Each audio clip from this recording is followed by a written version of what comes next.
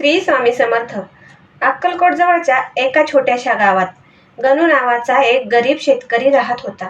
त्याच्या घरात आई, पत्नी आणि 2 मुलं राहत होती. पण त्याची आर्थिक परिस्थिती खूपच वाईट होती, कारण त्याच्या शेतात पीक नीट येत नव्हती. कर्ज दिवसेंदिवस वाढत होतं आणि गावातील लोक त्याची सतत चेष्टा करत होते. त्यामुळे गणू पूर्णपणे खचला होता आणि त्याला आपल्या आयुष्याला काहीच अर्थ उरला नाही असं सतत वाटू लागलं होतं. एक दिवस पूर्ण निराश होऊन स्वामी समर्थ यांच्या दर्शनाला जाण्याचा निर्णय गणूने घेतला होता. अक्कलकोटला पोहोचला आणि स्वामींसमोर जाऊन रडत रडत सर्व गोष्टी सांगू लागला. स्वामी, मी खूप मेहनत करतोय, पण मला काहीच यश मिळत नाही. आता जगण्याची इच्छाही संपत चालली आहे. मला मार्ग दाखवा, असा तो विनवू लागला. स्वामी समर्थ शांतपणे त्याच्याकडे पाहत होते आणि मग त्यांनी अत्यंत साध्या शब्दात सांगितलं की उद्यापासून रोज पहाटे उठून गावाबाहेरच्या वडाच्या झाडाजवळ जा. तिथे 1 तास शांत बस आणि मग तुझ्या कामाला लाग. गणूला ही गोष्ट सुरुवातीला अजिबात समजली नाही. त्याला वाटलं की एवढ्याने काय बदलणार आहे, पण तरीही स्वामींवर विश्वास ठेवून त्याने ते करण्याचं ठरवलं. दुसऱ्या दिवसापासून गणू रोज पहाटे उठून त्या झाडाजवळ जाऊन बसू लागला. सुरुवातीला त्याच्या मनात खूप वाईट विचार यायचे. मी वेळ वाया घालवतोय का? यातून काही फायदा होईल का? काही दिवसांनी त्याला जाणवायला लागलं की त्याचं मन थोडं थोडं शांत होत आहे. तसेच त्याचे विचारही स्पष्ट होत आहेत आणि त्याच्या आत एक वेगळी ताकद निर्माण होत आहे. हळूहळू त्या शांततेचा परिणाम त्याच्या कामावर दिसू लागला. त्याने आपल्या शेतीकडे नीट लक्ष द्यायला सुरुवात केली. पूर्वी तो काही गोष्टी घाईघाईत करायचा किंवा चुकीच्या पद्धतीने करत होता, पण आता तो विचारपूर्वक कामं करू लागला.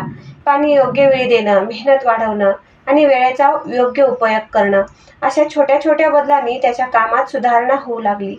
तरी सुद्धा पहिल्यांदा पीक त्याच्या मनाप्रमाणे आलं नाही. तेव्हा तो पुन्हा खचला, पण यावेळी तो पळून गेला नाही. उलट तो पुन्हा स्वामी समर्थ यांच्याकडे गेला आणि म्हणाला, स्वामी, मी प्रयत्न करत आहे, पण अजूनही यश मिळालं नाही. त्यावर स्वामी समर्थ हसले आणि म्हणाले, तू प्रयत्न सोडले नाहीस ना, मग यशही तुला सोडणार नाही. ही वाक्य गणूच्या मनात खोलवर बसली आणि तो पुन्हा नव्या जोमाने कामाला लागला. दिवस गेले, महिने गेले, पण त्याने आपली सवय सोडली नाही. रोज पहाटे शांत बसणं आणि दिवसभर मन लावून मेहनत करणं. हळूहळू त्यांच्या शेतात बदल दिसू लागला. जमीन सुधारली, पीक वाढू लागलं आणि अखेर एका हंगामात त्याला भरघोस उत्पन्न मिळालं.